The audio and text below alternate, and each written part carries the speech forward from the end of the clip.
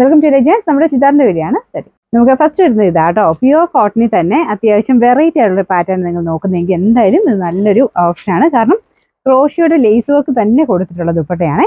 ഭയങ്കര വെറൈറ്റി ലുക്കാട്ടോ. ഇത് കണ്ടില്ലേ, നമുക്ക് പ്രത്യേകിച്ച് ക്രോഷിയുടെ വർക്ക് എന്ന് പറയുന്നത് എല്ലാവർക്കും തന്നെ ഇഷ്ടപ്പെട്ടൊരു ഡിസൈനാണ്. അപ്പോൾ അത് നമുക്ക് അത് തന്നെ യൂസ് ചെയ്തിട്ട് ഒരു ദുപ്പട്ട ചെയ്തെടുത്തേക്കുവാണ് കേട്ടോ.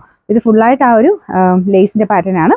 ബോർഡറിൽ ടോപ്പിന്റെ മെറ്റീരിയൽ വെച്ചിട്ട് ചെറിയൊരു ബോർഡറും പിന്നെ അതിന്റെ എൻഡിൽ സെയിം തന്നെ രീതിയിലുള്ള ഡിസൈനിങ് കൊടുത്തിട്ടുണ്ട്. ഈ ഒരു കളർ കോമ്പിനേഷൻ എന്ന് പറയുന്നത് അങ്ങനെ ഒരു എപ്പോഴും സ്റ്റാൻഡേർഡ് ആയിട്ട് നമുക്ക് എപ്പോഴും യൂസ് ചെയ്യാൻ പറ്റുന്ന ഒരു കളറാണ്. അപ്പോൾ അതുകൊണ്ട് തന്നെ നമുക്ക് ഈ ഒരു സെയിം കളർ തന്നെ ഡിഫറെൻ്റ് ആയിട്ടുള്ള ഡിസൈൻസ് യൂസ് ചെയ്തിട്ടാണ് പിന്നെ ഈ ഒരു സെറ്റ് വന്നേക്കുന്നത്.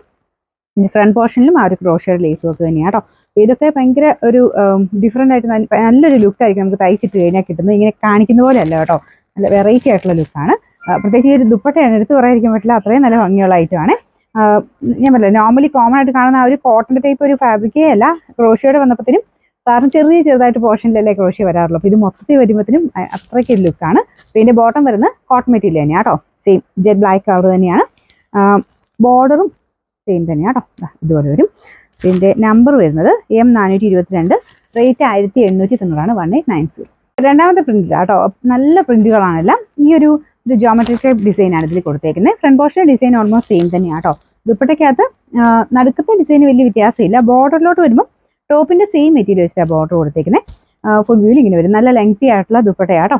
ശരിക്കും നമുക്ക് ഇടുമ്പോഴേ അതിന്റെ ഭംഗി മനസ്സിലാവുള്ളൂ.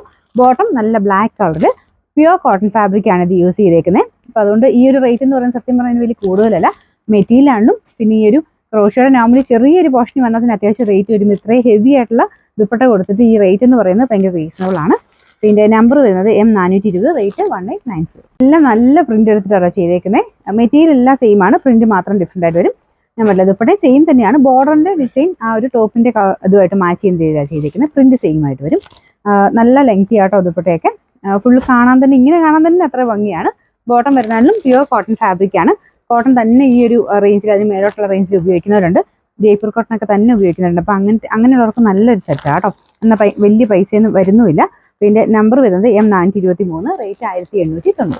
നമുക്ക് ലാസ്റ്റ് പ്രിന്റ് ഇതാട്ടോ വരുന്നത്. 4 പ്രിന്റുകളാണ്. ഷെയ്ഡ് സെയിം ആയിട്ട് പ്രിന്റ് മാത്രം ഡിഫറെൻ്റ് ആയിട്ടാണ് വന്നിരിക്കുന്നത്.